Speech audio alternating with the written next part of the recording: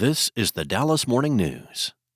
It's Friday, January 17th. A mix of sun and clouds today and turning breezy this afternoon. The high will be 64. Clear tonight with a low of 38. And then get ready for a drop in temperatures. Saturday will be mostly sunny with a high of 48, but then the temperature will plummet on Sunday. Sunny skies, but a high of only 37. The overnight lows over the weekend will be in the lower 20s. And those frigid temperatures will stick around until at least Wednesday.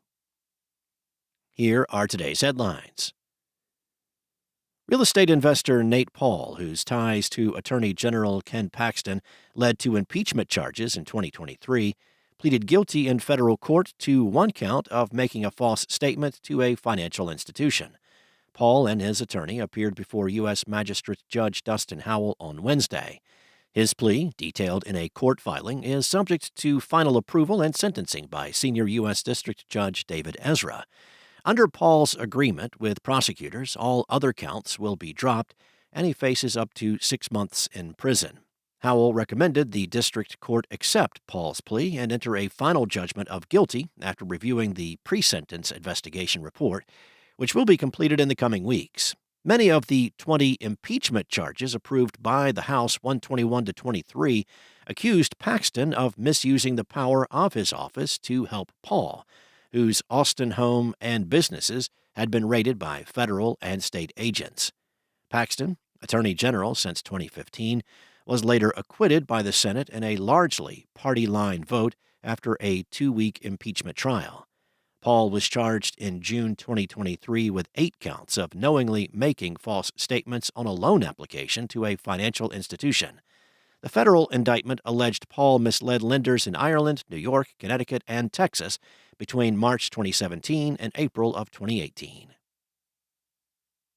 In other news, Keller families lambasted their school board on Thursday night during a heated meeting about a proposal to split the district in two. The idea, which the board discussed but took no action on, has so inflamed the community that Superintendent Tracy Johnson said she was prepared to resign. So many people showed up to demand that Keller ISD trustees scrap the idea that dozens had to crowd outside the administration building because district officials said the facility had reached its capacity. Parents held their phones to their ears so they could listen to the meeting's live stream as the sun went down. Parents learned about trustees' private discussions about the split in recent days after rumors began spreading in group chats and on social media. Next up, Nintendo confirmed on Thursday that it will release its hotly anticipated successor to its Switch console this year, and Dallas will be one of the first places to get a preview. Nintendo, maker of popular titles such as Super Mario and The Legend of Zelda, dropped the name of the new console, Switch 2, along with a video highlighting the exterior design features of the new console. The video game maker also announced 3 U.S. locations where it would host a Switch 2 experience: New York, Los Angeles, and Dallas. The Dallas event will be at the Embarcadero building at Fair Park, April 25th through the 27th. Registration for the event opens today on the company's website.